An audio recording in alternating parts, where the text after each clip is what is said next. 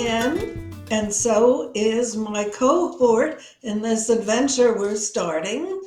And we are the girls bringing back the enchanted self. It's necessary, it's great for women, and we're really going to have fun with it. I have to take the responsibility that I am the inventor or the originator, so to speak, of the enchanted self. The enchanted self was a dream, a baby of mine, so to speak, quite a few years ago now. And it ended up becoming a book. It ended up being taught in classes and ended up in certainly making me a fuller person, able to have joy and happiness. And I think it made a lot of other women also able to better understand what they need and how to achieve value within their family, within their work, within themselves. And so Jean and I want to get her last name recorded. Go ahead, you can say it. JeanMarie, I almost, Schulman. yeah, Schulman. JeanMarie Schulman is my partner in this adventure that we're going to do. And I'm the troublemaker. right, we're both a little bit troublemakers, but we're going to kind of keep it in control. Mhm. And we are both experts at being women and having lived through difficulties and pleasures and all sorts of stages of our lives. So we feel that we are fit for the job, and so the two of us took it. And last time, just to give you a bit of the sort of fun we're trying to build into this, I had on a pair of beads, and you did you wear your Oh, beads? yes. Okay, Check it yeah. out. So I was explaining to the audience that I am working on several books that are about young women in the 1960s. And for those of you too young to even know what I just was talking about, the 1960s were a very exciting time. We did experience some real tragedies. A major president of the United States was killed, and some other people of great importance. But it was a time of change and courage for women, and courage in lots of fun ways. And so I wore beads last time, but today I wore something else. So I want to just explain it a bit because it shows part of the concept of the enchanted self, which is bringing pleasure and talents alive to yourself. So I put on tonight this necklace, which is from my great grandmother. And I also pinned on my blouse this pin that's from my grandmother. And so, Yeah. what does this mean, and why would I bother to do it? Because we all come from long lines of women who lost babies and suffered in old times, women who were very productive and managed the farm and did amazing things in centuries that we would probably just get sick and collapse. We're the but we're here and we're living, and so I like to pay tribute to the women before me. I think it's a beautiful thing to do in one way or another. But we have a show and it's designed around both of us. So Jean is going to take some time with you, and then we're each going to tell a little humorous story about being alive. Okay, well, first, I think you should hold up your items again because I couldn't see the second one, but okay, so we have like a flower, silver with red petals. That's pretty. Oh, that's beautiful. Is there turquoise in that? There's a crown? Yeah. Oh, wow. That's pretty. All right. Well, my beads aren't as dramatic. I just have this like peach coral one, which I love because I'm a bright person. I love bright colors. Turquoise from some Native Americans made this. And then this actually is an antique from an estate sale of these women who were like collectors of a lot of art. So I'm not really sure what it is, but I think there's bone in it. I don't know, but I just like it because it's very eclectic. So anyway, moving on. So now we know what beads we have. I'm not familiar with the 1960s. I was born later, but I know that my parents did grow up in that time. Um, and I definitely remember my mom just talking a lot about the clothing, the shoes that she wore, the jeans, like these tight jeans with bell bottoms and the headbands, and all the places they would hang out. And it's interesting because I feel like the clothes have kind of come back around, but you can't hang out, I guess, like you used to in the 60s. I mean, grew up in North Jersey. You could walk everywhere. So they would go to Jersey City and overlook to Manhattan and hang out in parks and walk around at night. And now, that really doesn't happen as much. So I find that it's interesting for me to see how we've evolved.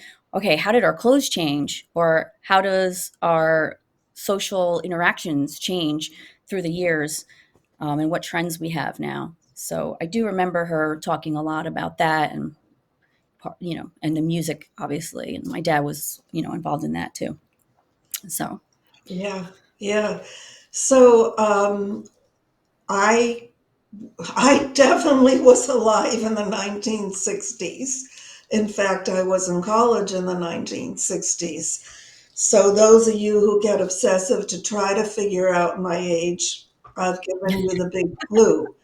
But I do feel that the enchanted self is just waiting to not only be rebirthed, but for so many ladies who need to feel more comfortable with their daily lives, to feel valued more than they feel valued, and to sit down enough times alone with themselves to reminisce and think about what their real what they're why they're alive, and what are the important traits and capacities that this woman has, and is she able to use them?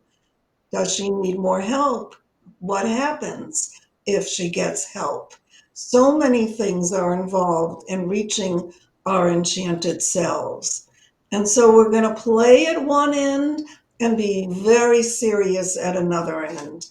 And I do have a new book on the market. This is not going to be a pitch, but just in case somebody or many people are interested, this is Resilience and Self Esteem for Women. And it does include many of the things that have happened to me and stories that women have given me, and different things about psychology to help the person that isn't really a psychologist to better understand what can be helpful that we can do for ourselves. So every time when we meet, or at least until we get bored with it, this is my idea that I will tell you a funny story from my personal life, or if I can't find that, from a friend or somewhere close to me. I'm not just going way out there. I'm sharing part of me as I tell the story. And Jean is going to do the same thing. So that's what we're going to do now. And the subject for today is my first crush. And I have found when I've worked with women in workshops that everybody I have ever had in a workshop remembered her first crush.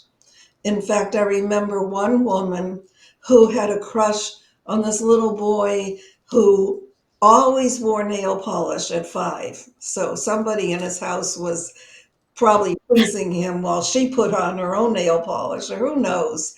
But she remembered that like it was an hour ago. So the first crush, I think, always stays with us in many, many ways. So my first crush happened when I was in elementary school. And this boy, of course, we were in fourth grade, so he was about the same age. He walked in as a late student. In other words, his parents must have moved to the area. So he comes and he sits down, and all of a sudden my heart starts to pound. I'm really confused. I mean, I'm 9. I'm not 20. I'm really confused, and there's something very magnetic I feel about looking at him. Well, the year went on, and let me just say that my best friend Angela got to sit next to him, and of course, I hated her for months and months. And the year passed, we got into fifth grade. I don't think that he realized a thing about me, not a thing. Maybe by sixth grade, because, we're all maturing and things are changing, and there might be a few um, emotional and physical things changing a bit in our bodies. Maybe he kind of picked up a clue or something, because in the sixth grade, he actually asked me to dance 2 times at the sixth grade dance that we had at the end of the year. I was like in heaven. And then the whole story gets so miserable because we moved. We moved. He doesn't even care about me probably for real, or he's whatever, a tiny bit. And my parents had the nerve to move. And I never ever saw him again, except once when my mother took me to lunch at one of the big stores. We were living in Norwalk, and Bridgeport had more stores than we did. We were in Bridgeport for whatever reasons, and there he was sitting at the counter with his mother. And guess what? He said hello to me. He said Oh, hello. He said hello. And then he stood up, cute. and I realized that he was about 5 inches shorter than me. And Was that a relief? so it was a very mixed ending. Anyway, that's my story, and I'm going to turn it over to Jean now. All right. Well, my first crush, I had a story from middle school, but I'll just throw this out there that my friend actually still talks about this to this day that I got married in third grade to this boy, George Ross, who was in my class in third grade. And one day his mom didn't pick him up. So he was late, whatever. And I offered him a ride. And I guess I had this little like chipmunk voice and we were both tiny. And I'm like, where do you live, George? And my friend, still to this day, was like, "Oh, I've known her since, where do you live, George?" And after that, he fell in love with me and he said, "You are the nicest person and I'm marrying you." And we had a ceremony out in the playground. I actually made a flower crown and I had a little white, like I wore just a regular cute little white dress because I knew it was happening. I'm like, oh, we're getting married in the playground today. So we had it all set up. It was really fun. Um, but obviously, and then he moved as well, but I've never seen him again. So, but it's interesting because I kind of want to bring up my crush in middle school for a reason. I was just in my homeroom class, probably seventh grade, I think, sixth or seventh grade. And there was this boy, Louis, that would sit next to me. And he was the first boy, besides little George Ross, that was actually nice to me. Most boys were really brutal. I mean, just to my face, tell me how ugly I was and make how small I was. And no qualms, just, oh, you're gross or whatever. And again, this is middle school, so you're kind of going through a lot of changes already. So anyway, all I remember is that he was nice to me, and I developed this huge crush on him, like he was my dream man. And I don't remember even thinking he was cute, but it was just the fact that he was nice to me. And I think that and he never would date me. He always told me no, but he was always so nice to me. And we became good friends. And it kind of was awkward because I always had this crush, but eventually I finally got a boyfriend, I think, in like freshman year of high school, and I got over it. Well, the But my point is that I was that insecure. And I think a lot of women do this, but we don't even realize it. The first guy that's nice to you, like I liked, why? because nobody else was nice to me. So I developed this kind of like, attachment to that person, but it wasn't genuine really at the time. So I feel like it's something women have to like realize, like your intentions when you're looking for a partner. Why? Absolutely. That would be a great thing to talk about another time, and maybe even if we work on it, maybe even get a woman who helps find partners in to talk Ooh, a about it. matchmaker? Yeah, that would be Yeah, fun. that would be fun. So I've made a list, actually at 6 a.m. this morning, because that's when it came to me, about a lot of subjects. Everything from getting your period to family death and illness to all sorts of wonderful things. So if you think of a subject that you feel is very common, that a lot of women experience or have to go through, please feel free to write to me at Barbara.Holstein at Enchanted. No, oh no, I'm getting it wrong. Barbara.Holstein at gmail.com. You see, I couldn't get the enchanted put away now for now. It was You're excited. overtaking me. Yeah. Or they could also leave a Yeah, comment too if it's not too personal. Under this video, they can leave a comment or send a message that way that's as well. great. Thank you for remembering that. Yes, I like to keep it easy. yes. But you have a new, do you have a new something you want to mention also with your So page? just the way, if you want to contact me or just kind of get to know me a little more, I do have a Facebook page right now. It will be connected to Instagram, but the link is facebook.com/love and biopsies, LOVEAND BIOS. I can't say biopsies. See, I'm on the fly here. BIOPSIEs. Okay, we get it. Love and biopsies. So, and that's all my posting personal things about grief, the loss of my husband, raising my kids without him, raising my kids when he was around, just a variety of family and self directed talks, comments, posts. So it's in process of being developed, but it's there now if you want to just read a little bit about me. So we'll be back in a week or two, and again, we will share how to travel to really get to your full enchanted self land, so to speak. And we're going to have a lot of fun and interesting guests at the same time. So goodbye for now. Bye.